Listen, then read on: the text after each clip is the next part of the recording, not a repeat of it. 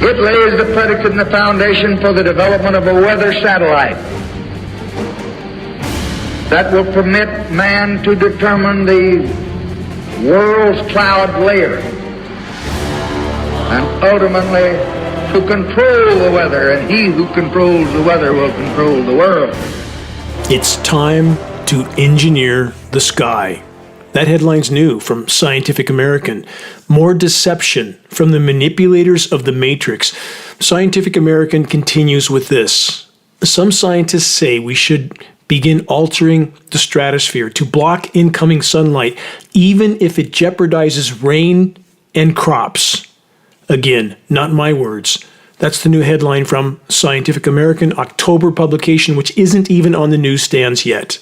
Climate engineering has been ongoing for over 75 years, ramped up all along the way. Catastrophe is already the result, and the whole of academia wants to continue to pretend that they're just getting started. More in a moment on that headline. Stay tuned. Now let's add this new report headline from theenergymix.com. Solar geoengineering means game over for life on Earth, critics warn. That doesn't sound good, does it? Where have I heard that conclusion before? Yes, geoengineeringwatch.org for the last 15 years. The so-called climate science community is beginning to allude to the truth, not because they're invested in it, but because we're on the cusp of unimaginable, extremely near-term challenges being all but impossible to hide. Record droughts, record firestorms, record deluge, record hailstorms, and record official denial of the climate engineering component in this equation. As biosphere collapse goes exponential, the controllers are more desperate and dangerous than ever before. What might they do next? We'll soon enough find out. From FEMA.gov, government website, this new warning. FEMA and the FCC, the Federal Communications Commission, plan nationwide emergency alert test for October 4th, 2023. From the report, the purpose of the October 4 test is to ensure that the systems continue to be an effective means of warning the public about emergencies, particularly those on the national level. The FEMA report then says, quote, in case the October 4 test is postponed due to widespread severe weather or other significant events, the backup testing date is October 11th. If that warning, direct from the crime syndicate masquerading as our government, sounds ominous, it's because it's meant to. The current controllers of the Matrix will likely play much bigger cards soon. If not this October, it will come sooner than most dare to imagine. Next, adding to this equation, biosphere collapse that is not even on most radars. Most people are completely unaware that the life support systems of the planet are completely failing. Here's the science report headline: Mutilation of the tree of life via mass extinction of animal genera. That's a just published science study from PNAS, which stands for the Proceedings of the National Academy of Sciences. From that report, we're in the sixth mass extinction event. Unlike the previous five, this one is caused by the overgrowth of a single species, Homo sapiens. Although the episode is often viewed as an unusually fast evolutionary time event and loss of species, it is much more threatening than that, because beyond that loss, it is causing rapid mutilation of the tree of life, where entire branches, i.e. collections of species, genera, families, and so on, and the functions they perform are being lost. The PNAS science report continues. It is changing the trajectory of evolution globally and destroying the conditions that make human life possible. It is an irreversible threat to the persistence of civilization and the livability of future environments for Homo sapiens. Instant corrective actions are required. Let me repeat that last statement from the National Academy of Sciences. Quote, instant corrective actions are required. How many times, over how many years, have I tried to warn that short of a complete course correction, an immediate course correction, planetary omnicide will be our extremely near-term final destination? So, there you have it. Confirmation from the highest circles of so-called academia. Question, why did they wait so long to start telling the truth? Question already answered, because it's becoming all but impossible to hide. Moving on from UK Guardian. Revealed, almost everyone in Europe is breathing toxic air. The report then states, quote, a growing body of evidence shows air pollution affects almost every organ in the body and is linked to a huge range of health problems from heart and lung disease to cancer and diabetes, depression and mental illness to cognitive impairment and low birth weight. As the proverb goes, death by 1,000 cuts. In how many ways do the climate engineering operations and the ubiquitous atmospheric contamination they create serve various controller agendas and objectives?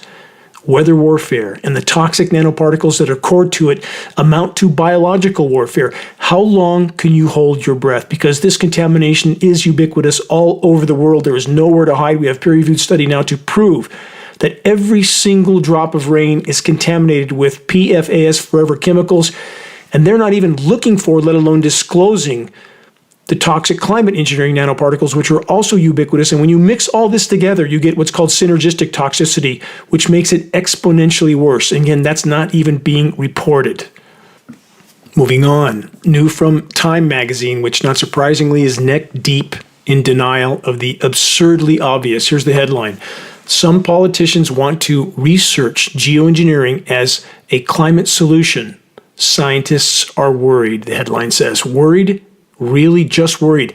After 75 years of climate engineering, on top of the trashing of the planet in 1,000 other ways, we're all staring down near-term extinction, and we will likely take the entire web of life down with us. So-called military-industrial society is increasingly dysfunctional and destructive. It was never sustainable, not even close, doomed from day one. Yet even now, so many with eyes that refuse to see.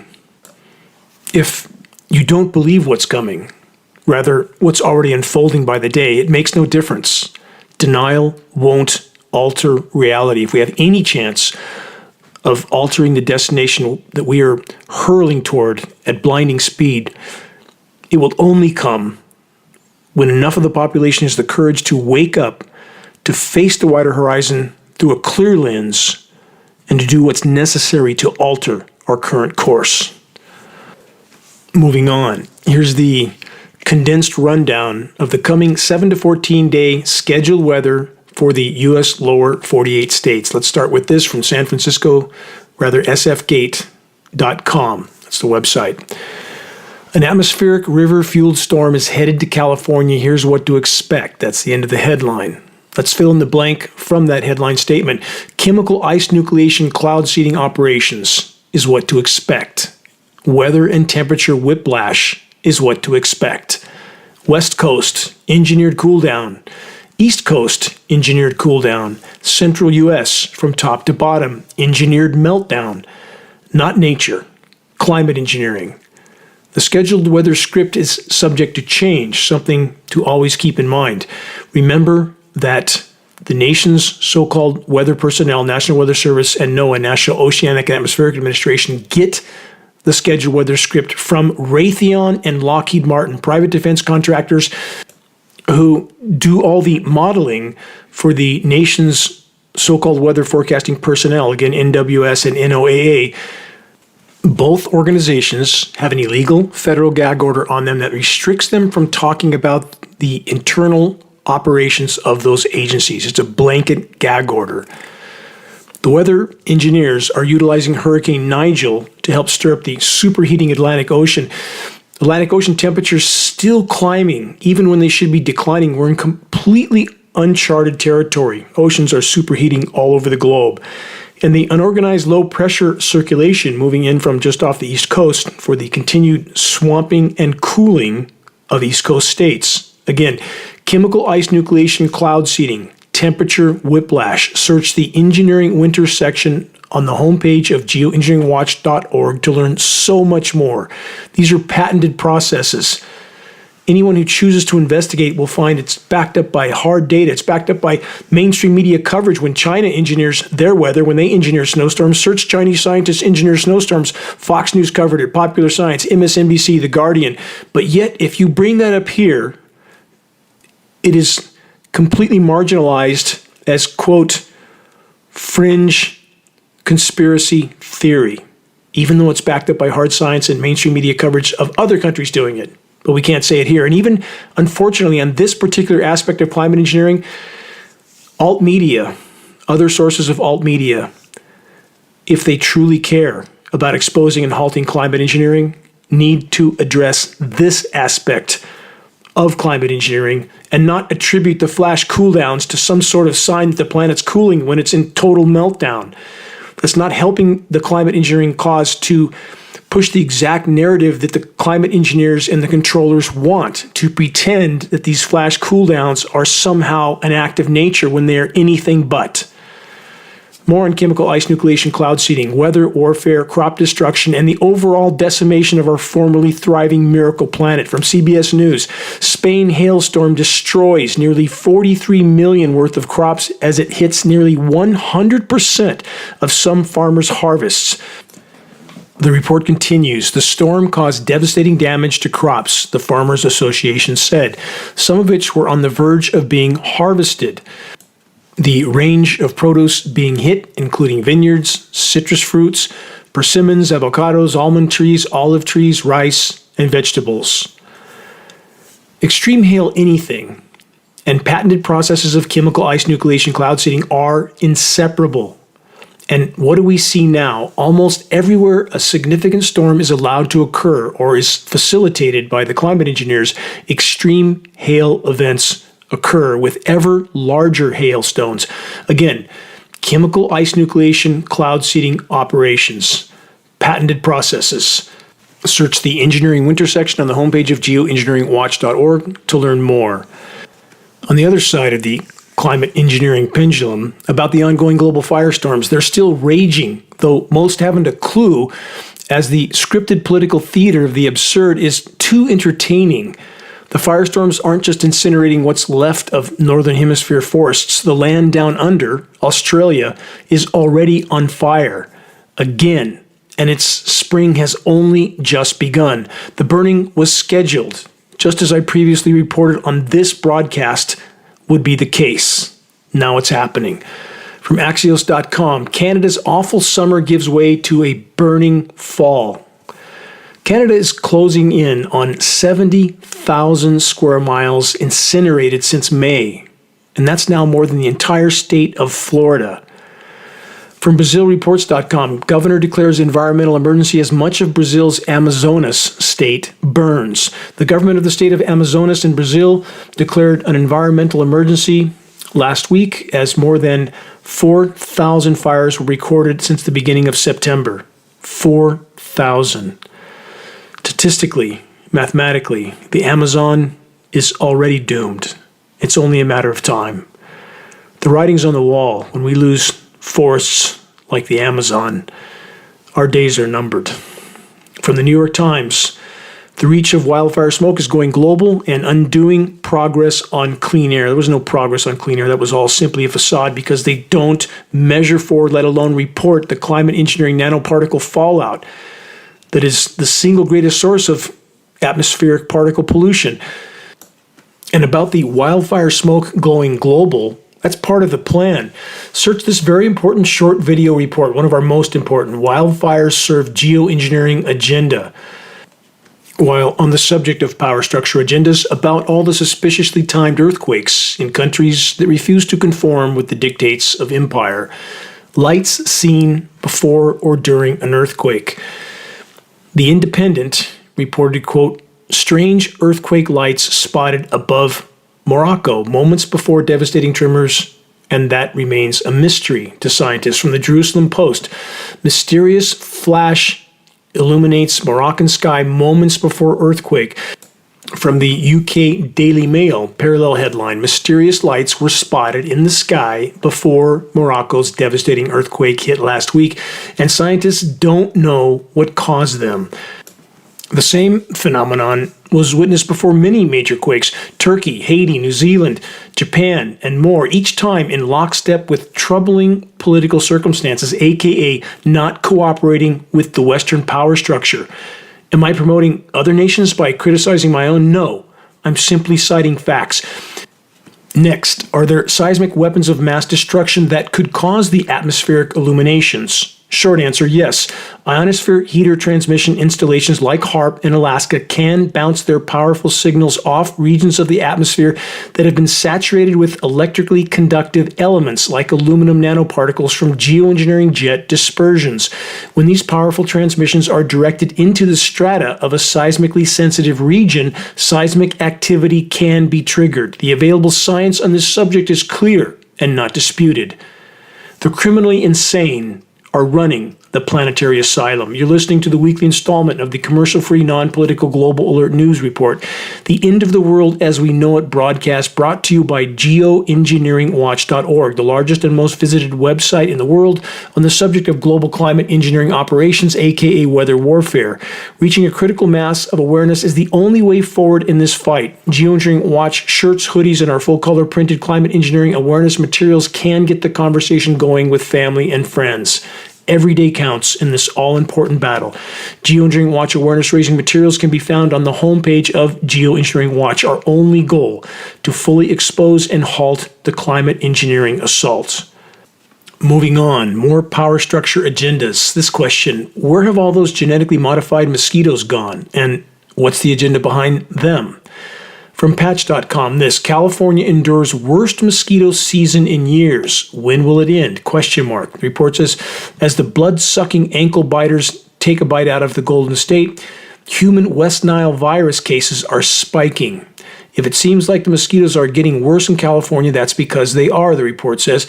At the same time, human cases of the mosquito-borne West Nile virus are spiking across the state, prompting counties from Alameda to Riverside to spray entire neighborhoods. That's got to be good for your health, isn't it? They end with this, West Nile virus is now endemic in California. This invasive species is more aggressive than the native mosquitoes, more likely to bite its victims over and over again.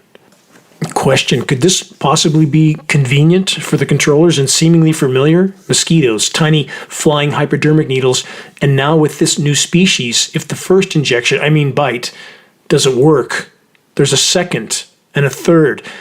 As the report stated, biting its victims over and over and over again. Question, as the planet's life support systems continue to unravel, do the controllers see an advantage in increasingly sickened, debilitated, and dysfunctional populations? You decide. Here's some notes on the bottom line of unfolding biosphere collapse. Very, very dire notes. Please listen carefully to this science report headline and the very dire information it covers. Here's the title, Seafloor Methane Tipping Point Reached. From the report, sea ice constitutes a latent heat buffer, consuming incoming heat as it melts. While the ice is melting, all energy goes into changing ice into water, and the temperature remains at 0 degrees C or 33 degrees Fahrenheit. Once all ice has turned into water, all subsequent energy goes into heating up the water. Once Arctic ice has become very thin, ocean heat that was previously consumed by melting the sea ice no longer gets consumed by melting of the ice, and further incoming heat instead gets absorbed by the Arctic Ocean, rapidly pushing up the temperature of the water of the Arctic Ocean. We are hurling toward what's called a blue ocean event, loss of summer sea ice in the Arctic, at which point all of this equation goes exponential. But continuing with this report, the latent heat tipping point has been crossed. The loss of this buffer is linked to the seafloor methane tipping point, i.e. the point where additional heat reaches the seafloor and destabilizes hydrates contained in the sediments of the seafloor. This tipping point comes with multiple self-reinforcing feedback loops such as explosive growth in methane volume, setting off further destabilization, rapid rise of Arctic temperatures, loss of permafrost, and loss of albedo. That's the reflectivity of the ice, and release of even more methane greenhouse gases. That's the feedback loop. If you want to see what these methane blowout craters look like, please search Siberian methane craters. Look at those images and keep in mind that on the seafloor, those craters are 10 times bigger. More from the report, the current situation is particularly precarious in the Arctic as the North Atlantic region is very hot and the Gulf Stream keeps pushing hot water toward the Arctic Ocean. I've been over this in many broadcasts, climate engineering altering upper level wind currents, that alters ocean currents, and now is creating the scenario just described. While the Arctic sea ice has become very thin, and again, the latent heat tipping point has been crossed. More. As the temperature of the Arctic Ocean keeps rising, more heat can reach sediments located on the seafloor since much of the Arctic Ocean is very shallow and sediments at the seafloor of the Arctic Ocean can contain vast amounts of methane hydrate. The danger is that additional heat will destabilize hydrates in these sediments, leading to explosive eruptions of methane. Its volume increases 160 to 180-fold, resulting in huge eruptions of methane, both from the destabilizing hydrates and from methane that is present in the form of free gas underneath the hydrates. This is what's been happening in the Bermuda Triangle for decades, warming oceans, thawing methane hydrates and clathrates on the seafloor. The field's released in their entirety, aerates the water like a bottle of champagne, migrates the water column to the surface. The ships above that have no buoyancy. They go to the bottom intact. Been happening for decades. Those in power know it. And their attempt to mask it with climate engineering operations is only making it worse, just like the pharmaceutical industrial approach to the human body. Here's more from the report. Ominously, very high methane levels continue to be recorded at Barrow, Alaska. How high? Some readings that are 6 to 7 times higher than at any time in the last several million years, and methane, for the record, in the atmosphere over a 10-year time horizon is 120 times more potent than CO2 as a greenhouse gas. Climate engineering, again, in the attempt to hide it, making all of it worse, using weather as a weapon, covert weapon of war all over the globe, making all of it worse. The seafloor methane report continues. A catastrophe of unimaginable proportions is unfolding. Life is disappearing from Earth, and a runaway heating could destroy all life. At 5 degrees C heating, most life on Earth will have disappeared. When looking only at near-term human extinction, 3 degrees C will likely suffice. That doesn't bode well. Unfiltered frontline temperature data indicates that we're already past 3.5 degrees C of warming now since the pre-industrial baseline. All that I just described are some of the components in a scenario known as Venus syndrome. If you want to know more about how dire that scenario is, search geoengineeringwatch.org, Venus syndrome, for that report. But many would ask, if this is the case, everything I described, and we're past these boundary points now, why are we still here? Because just as was the case when Thelma and Louise crashed through the guardrail and were sailing through the air toward the bottom of the canyon, impact, though not immediate, is still imminent. There's no going back. You can't go back through the guardrail once you've gone through it. And now the stunning final conclusion from the polar scientists behind this report. Quote, the situation is dire and getting more dire every day, which calls for a, quote, climate emergency declaration and implementation of comprehensive, effective action as described in the climate plan. And exactly what is their plan, these polar scientists? To immediately deploy global climate engineering operations. Question, how's that going after 75 years of deployment? Again, welcome to the asylum. Pressing on from BBC, Antarctic sea ice at mind-blowing low alarms experts.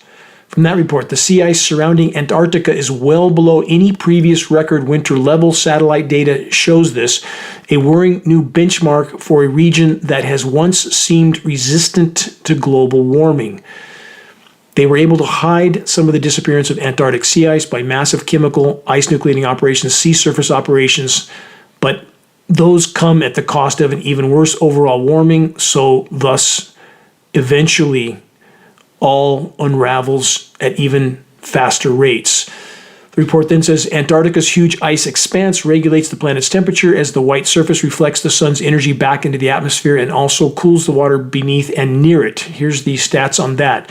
Polar sea ice typically reflects 90% of the sun's incoming thermal energy. Once it's gone, the ocean absorbs 90% of that thermal energy, a complete reversal of the equation. The report then says without its ice cooling the planet, Antarctica could transform from Earth's refrigerator to a radiator. This is incredibly dire news at both poles. Let's keep going. There's more. An unstable Antarctic could have far-reaching consequences. There's no could, no may, no might. Would is the correct term. Polar experts warn. Scientists are still trying to identify all the factors that led to this year's low ice. This year's record warm oceans are likely a contributing factor, scientists suggest. Warm water will not freeze. Question, does it take a power structure institution trained and degreed so-called scientists to tell us this, that warm water will not freeze and it melts ice. And they think this might be a part of the equation. They then say there's potential for an unstoppable feedback loop of ice melting. It's not a potential, it's already triggered. There's no stopping it. The question is, will anyone survive the ride to the bottom of the canyon, as described earlier? Are we awakening this giant of Antarctica? Asks Professor Martin Siegert, a glaciologist at the University of Exeter. Professor Siegert then stated, it would be, quote, an absolute disaster for the world. Oh, it is. There's no stopping it at this point. Final statement from the report. This is from the same glaciologist mentioned a moment ago. He stated, when I started studying Antarctica 30 years ago, we never thought extreme weather events could happen there. Yes, there you have it. Another example of trained, clueless, so-called scientists from the controller-owned climate science community. For the record, over the last year, temperatures in Antarctica have been as much as 70 degrees Fahrenheit above normal, completely off the scale. Pressing on from carbonic.com, space mission to explore Venus runaway hothouse climate. Could it happen on Earth? Consider everything I covered in this broadcast and 423 previous broadcasts of Global Alert News. It's already unfolding and accelerating. Again, search geoengineeringwatch.org Venus Syndrome to learn more. Is there a wild card in this equation that could yet buy us time to change our course? Yes. Fully exposing and halting climate engineering operations and then focusing on doing the same with countless other forms of unimaginably destructive human activity. From Alaska Public Media, this. Another example of the collapsing biosphere. 4 years into the Yukon salmon collapse, an interior Alaska village wonders if it will ever fish again. The report says the river's once strong king salmon run has been a long, slow decline since the 1990s. Chum salmon have also been unpredictable, but in the last 4 years, both species runs have abruptly crashed. Researchers are still unsure exactly what's driving the collapse. How can they possibly be unsure? Oceans are collapsing all over the world. They're superheating. Plankton populations are collapsing. The forager fish are collapsing. The bottom links of the food chain are completely blowing apart. How can they not have a clue what's going on? And this is what we pay our so-called scientists for. The power structure utilizes their complete cluelessness to keep the population apathetic until the last possible moment. New from phys.org. The pace of climate-driven extinction is accelerating, new study shows. And now let's rewind to last April. From A to Z animals.com, a few headlines to cover here. Stay with me while I put these puzzle pieces together. The report says it's hard to believe that up to 200 species go extinct every day. Going even further, up to 73,000 species go extinct throughout an average year. And those figures, as dire as they sound, are actually short of the current true figures. It's actually up to 300 species a day. Now let's move to September of this year from Britannica.com. What I'm trying to point out is, even from what some would consider a credible source of information, their statistics are completely uncorrelated. Here's the example. From Britannica, ecologists estimate that the present-day extinction rate is up to 10,000 times the background extinction rate. That's definitely alarming, and they're close to the mark there. It's actually 15,000 times higher. But then they state this, that the extinction rate is between 1 and 5 species per year. That's completely, ridiculously wrong. They say it's because of deforestation, habitat loss, overhunting, pollution, climate change, and other human activities, the sum total of which likely results in the loss of these species. And that part is true, but again, we're talking about missing the annual extinction total by perhaps 100,000. In fact, let's do the math.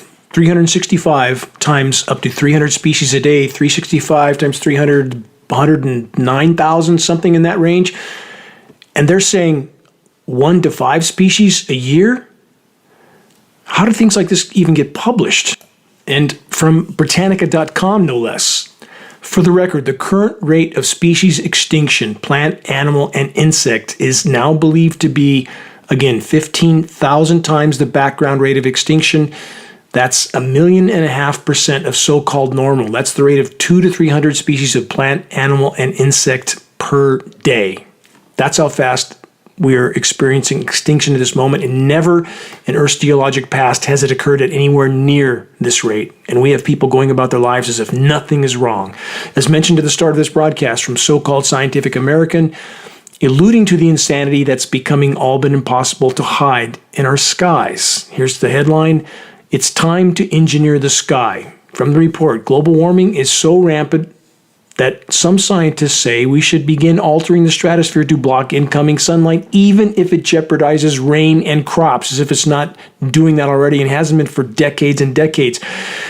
The report then states this: many people recoil at the notion of solar geoengineering, or solar radiation management, aka SRM, as it's often called, the idea that humans should try to fix the atmosphere they've messed up. Again, that's the words of Scientific American, by messing with it some more. And that seems fraught with peril. You think? They continue, an act of Faustian arrogance certain to backfire, but as it becomes clear that humans are unlikely to reduce emissions quickly enough to keep global warming below 1.5 degrees, let's be clear on that. There's no emissions reduction. There was never a plan to reduce emissions. All the COP conferences, climate conferences, are simply smoke, mirrors, facade to strong-arm nations into cooperating with climate engineering so they can keep pedal to the metal and keep business as usual until the last possible second. That's what those conferences are about. And so this climate article from Scientific American is simply trying to continue the facade. They say that if we reduce emissions fast enough to keep warming below 1.5 degrees Celsius, sometimes scientists say SRM might be less scary than allowing warming to continue unabated. More from this report titled "Time to Engineer the Sky" from Scientific American. It says solar radiation management could produce effects quickly. It has political appeal. It is, quote, the only thing political leaders can do that would have a discernible influence on temperature within their term in office. That last statement was from Ken Caldera, a climate scientist emeritus at the Carnegie Institution for Science. Carnegie has a long, dark background, research that, who is also a senior scientist at Breakthrough Energy, an organization funded by Bill Gates. Stick with me, there's more. In 1965, scientists reported to President Lyndon Johnson that warming caused by rising greenhouse gases could be addressed by spreading reflective particles across the oceans. This is in 1965, and we have so-called scientists today telling us this is some fringe theory. In 1974, Russian climatologist Mikhail Budikos stated that injecting SO2 into the stratosphere via aircraft would reflect sunlight. This technology, he wrote, should be developed without delay. Perhaps surprisingly, these proposals did not include the idea of reducing emissions. Of course they didn't. They want business as usual until the brutal, bitter end. The report continues with this: dimming the sun would cool the planet unevenly, Ken Caldera states. He said you get much more cooling at the equator, more cooling during summer, and less at the poles. The poles are warming 4 to 6 times faster than the rest of the world. Exactly like Caldera states. So, Mr. Caldera, you're saying what would happen with the climate engineering operations if they were actually ongoing, which of course we know they are, is exactly what is happening. Should that be any surprise? After 75 years of climate engineering that Ken Caldera will never, ever admit to. And let's not forget what Dr. Ken Caldera stated on the record, an audio that Geoengineeringwatch.org owns. Again, his voice stating that when he was a Department of Defense scientist, one of his tasks was to design ways of spraying pathogens into clouds to infect the populations below. You can listen to this yourself. Geoengineeringwatch.org, The Faces of Climate Engineering Disinformation is, I believe, the name of that report. Please, please connect the dots. Next, from newscientist.com. High-flying microplastics could pose a threat to the ozone layer. No could, no may, no might. And let's remember that one of the primary elements in climate engineering patents and operations are polymer fibers. And the ozone layer is disintegrating by the day. All of these puzzle pieces completely connect. From this report, microplastics may float higher in Earth's atmosphere than previously thought. There we see it again. We didn't know. We had no idea. We didn't think this before. What is the so-called climate science community for? therefore pacifying populations, pretending they don't know how bad it is until the last possible moment. How come we knew at geoengineeringwatch.org? I've been trying to sound this alarm for 15 years with the website, and for another 5, 6, or 7 on top of that.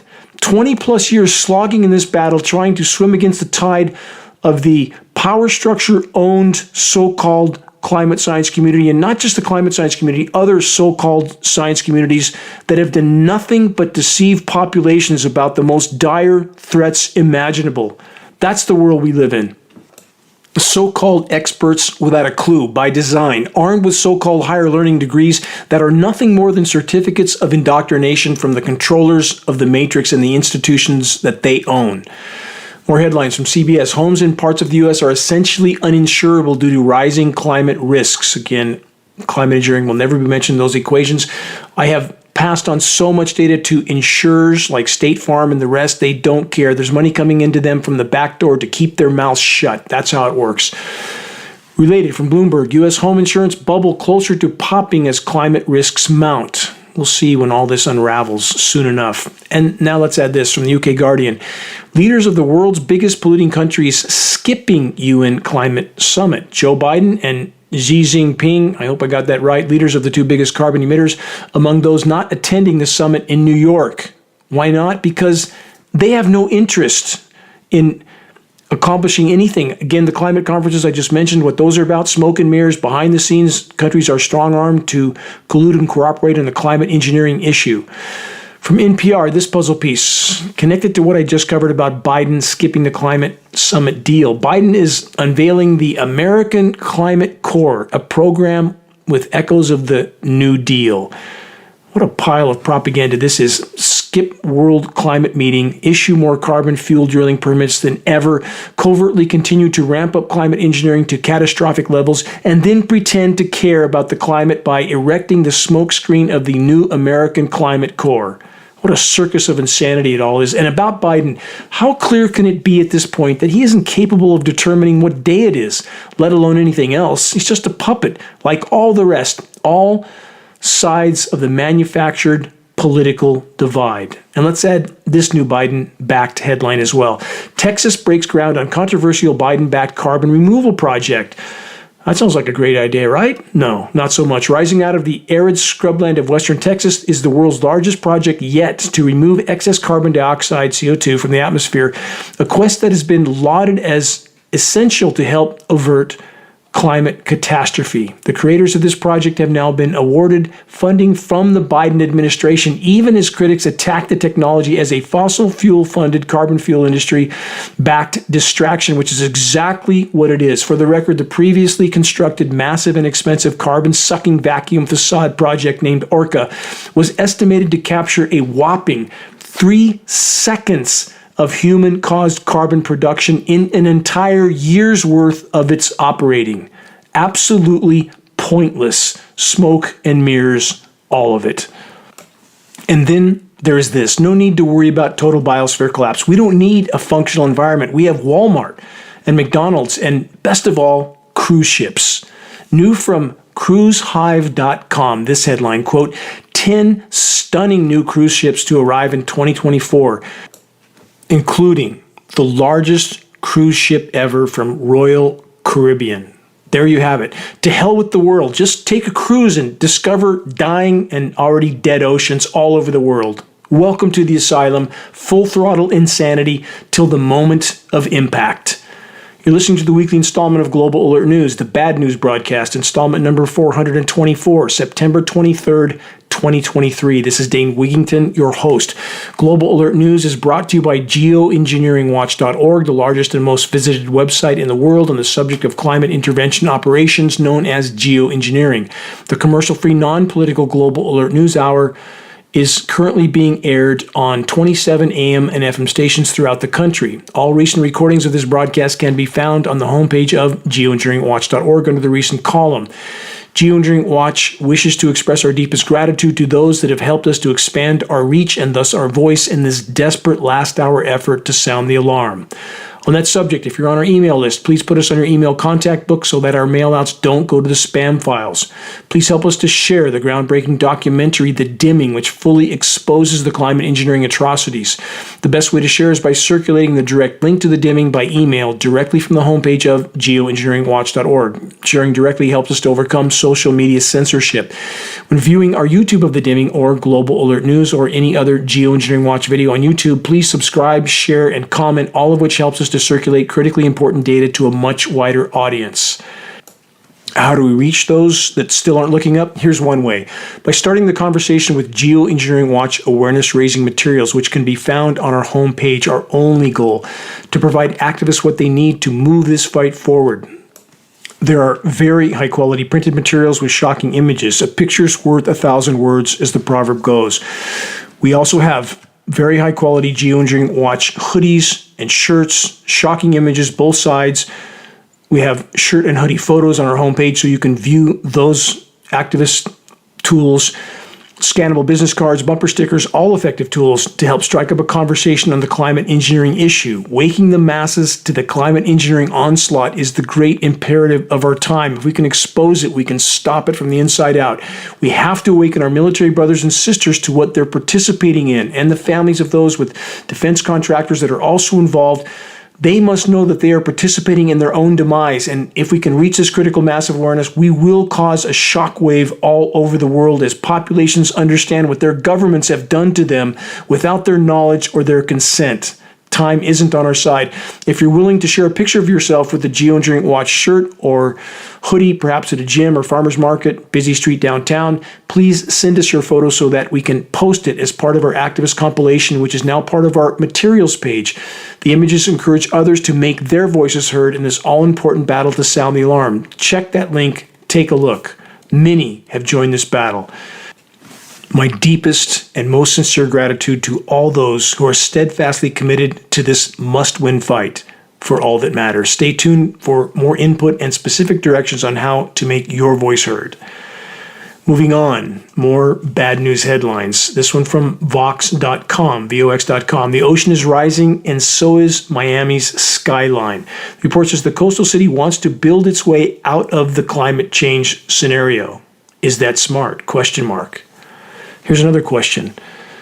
Is this another psychotic example of so-called sustainable development, the oxymoron philosophy that has already delivered us to this very, very dark hour? Yes, brilliant. Just build higher and issue snorkels to the occupants of the ground floors. It's coming. Wait and see. And it's an incredibly non-linear equation from climate collapse, crop collapse, fisheries collapse, ozone layer collapse, sea level rise. It is coming, can't be hidden much longer. And as it becomes impossible to hide, the power structure will become more desperate and dangerous than ever. And that time is already unfolding now. It doesn't matter if you don't believe it. Wait and see. Moving on, same part of the world from grist.org. This headline from this week, it's not just coral. Extreme heat is weakening entire marine ecosystems in Florida. The headline, not completely true. The extreme heat isn't just weakening entire marine ecosystems, it is killing entire marine ecosystems, and it's not happening just in Florida. Here's a reminder of this recent report from newscientist.com. Emperor penguin colonies lost all their chicks due to ice breakup. Covered that in an earlier broadcast. Question, how can the death of such miraculous creatures not move all of us to the marrow? Yet almost none even notice, let alone care, completely caught up in scripted political theater or football games or the next material acquisition. Such is the world we live in. And the heat waves aren't just killing penguins in Antarctica. New from the UK Guardian, elephants on the march across African borders as heat stress leads to fatalities. Heart-wrenching photo on this article of elephants marching across parched lands with some already laying dead.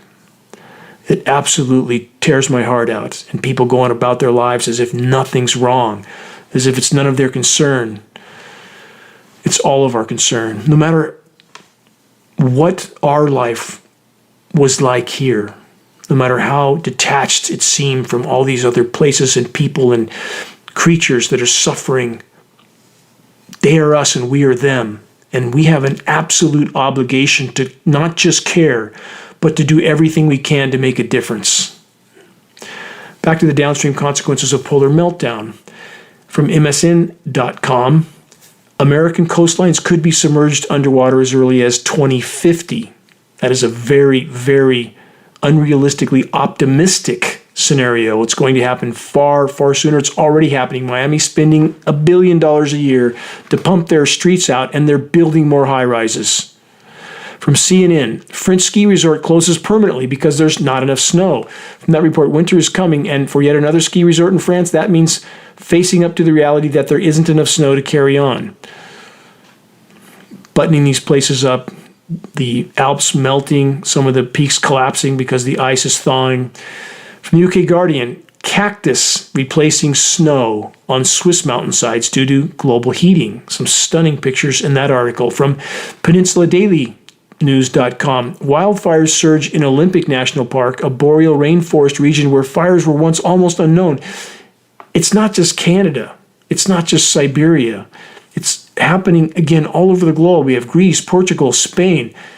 And let's not forget this. On all these places that have been dried out and are now incinerating by design, again, search wildfires serve geoengineering agenda to learn why. Because too many people hide in their denial by saying they wouldn't do this to themselves. Guess what? They already have in too many ways to even begin to comprehend. We're not dealing with sanity. We're dealing with a headless, heartless, soulless cancer that has one mission: to proliferate unchecked until its host dies. That is literally the mentality we're dealing with. About controlling the spigot from phys.org, this headline: it's an emergency. Midwest towns scramble as drought threatens drinking water. They decide where it rains, when it rains, how much it rains, and how toxic that rain will be. Now to the other side of the world, from ABC News Australia, unseasonable September heat, an ominous sign for spring. Again, they had this scheduled for months now, with weather records set to be challenged. It's already spring and it feels like summer, the report says. From SMH.com, short, sharp, and unexpected, why Sydney, that's in Australia, heat wave could prove deadly. Just beginning, they're just entering spring right now. And back to the other side of the spectrum, as again, Australia is heading for burning. And here's another headline on that front, by the way, from theconversation.com. Fire regimes around Australia shifted abruptly 20 years ago, and falling humidity is why. And the falling humidity, climate engineering, desiccant particles are incredibly effective at drying out the atmosphere when they choose to do so. They can seed to augment rain. They can seed to completely diminish and disperse rain. Their choice. They control the spigot. Next, same theme from GulfNews.com. Heaviest rains in century bring floods to Iranian cities. As has been the case for decades, the Iranians, due to their refusal to cooperate with Western powers, have borne the brunt of drought, deluge, weather warfare. Next, this new report from Climate Action Australia. Quote, as good as it ever got, ? Hurling towards the environmental abyss. From that report, as we collectively hurtle toward the environmental abyss, it's worth asking whether we have definitely passed the high water mark of human development. Here's the short answer to that question: yes. We are now free falling into the rapid decline and collapse phase. And even now, the epidemic of normalcy bias continues unabated. Criminal cabals masquerading as legitimate governments and so-called academia that on almost every front pushes what power structure institutions have told them is the truth, pushes whatever they are told to push in order to preserve their paychecks and their pensions. And populations that are all too often, all too willing to look the other way and to do what they're told, so long as they believe doing so will help to maintain their personal paradigm or their personal pursuit of pleasure for just a bit longer. How many couldn't care less about the pain and suffering of the homeless in our streets, let alone the hundreds of millions suffering in collapsing countries around the world, with collapsing environments all over the world and the innocent creatures that live there? Far too many without a clue, and proud of it. From Indie.com, this headline that seems fitting at the moment: the long road to ruin. It states how civilization took a wrong turn thousands of years ago. The report then cites this scripture: For wide is the gate and broad is the road that leads to destruction, and many enter through it. Again, that's from Indy.com. Next, the world has already ended. That's the title of an exceptional and on-target essay from okdoomer.io. If you've ever seen the movie Soylent Green from 1973, you know it's not about cannibalism, it's about the banality of social collapse. It's not quick, it's a slow burn. Nobody shows any sense of urgency about anything. It's not just that corporations are using people as the main ingredient in everyone's favorite new food. It's this: when actor Charlton Heston finds out, nobody cares. You already know what's going to happen. They've been doing it for generations. The primary character in the movie, Soylent Green, again, actor Charlton Heston, once he finds out the primary food of the future is recycled deceased humans, he could shout it from the rooftops that the rich are feeding the poor to each other, and nobody would care. Nobody would protest. Nobody would sign a petition. Nobody would act surprised, even if they believed him. They only care about getting through the next day. They only care about their next meal or their next water ration. That's when you realize the point of the film. They've been eating each other the whole time. They've been doing it for generations. The world has already ended. This civilization is gone. This world is gone. It already ended for millions of people. Some of us just haven't felt it yet. It was never an easy one for most of us. It was never fair. But there was a level of predictability. There was a level of comfort and convenience. That's gone now. The paradigm that we have previously known is over. The formerly thriving planet we were given with it. What a profound metaphor this film was, Soylent Green, from 50 years ago, a film that was set in the year 2022. How on target were the filmmakers?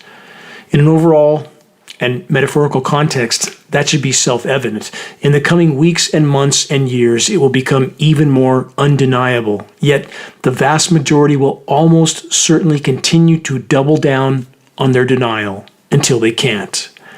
How many who have summoned the courage to awaken and to look at the wider horizon through a clear lens, and who have done their best to share rationally undeniable dire truths with others, have heard the following statement or something like it, quote, "I refuse to believe it. I don't care how much evidence there is," end quote.